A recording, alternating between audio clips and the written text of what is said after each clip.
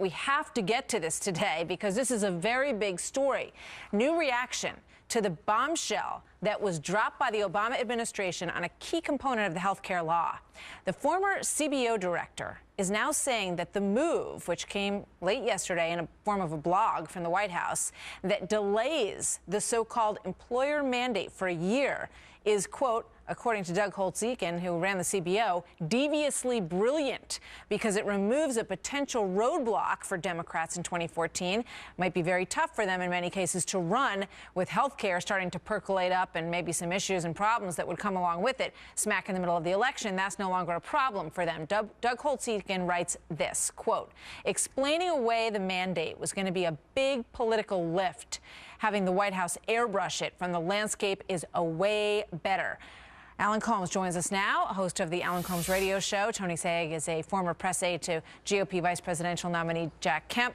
He's also the president of Talk Radio News Service, and both are great Fox News contributors. Good to have you here, guys. Good to be with you, Martha. Summer afternoon, just before the 4th of July.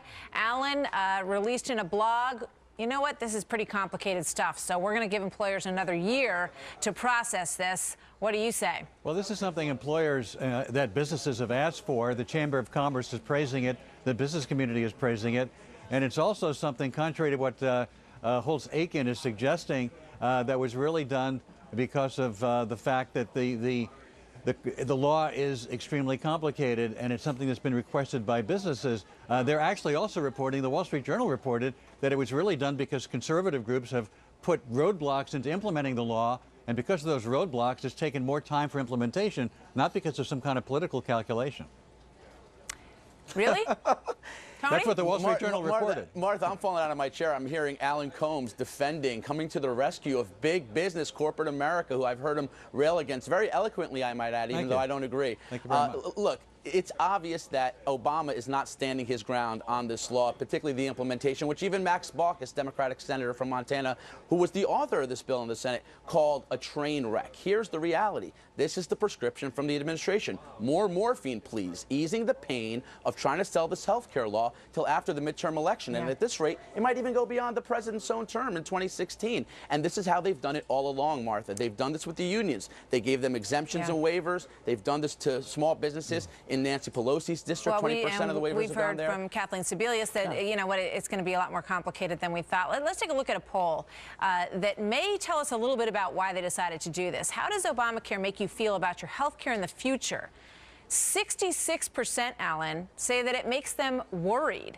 That number is up considerably in the course of the last year, and let's face it, Democrats do not want this in their way when they go out to campaign for the midterm elections. Well, that may or may not be true, but whether that was behind the delay is really a matter of speculation, mostly by those who aren't in favor of Obama or the Affordable Care Act. To begin with, again, it's the Wall Street Journal, the conservative Wall Street Journal, that reported that it was right-wing groups that got in the way of the implementation by consistent challenges. Well, of course they did. I mean, why is that surprising when you know that they've been against it since day one? If I could just finish my thought here. Go ahead. That is the reason it was delayed, not because of a political calculation. It was because the attempts to get in the way of implementation by the conservatives who didn't want it implemented is what is delaying it, not a political calculation. Alan, would you concede that it's helpful? Would you concede that it's helpful? Oh, yeah. I think there could be a political advantage for it, but that may not have been the motivation for having it done in the first place. You know what?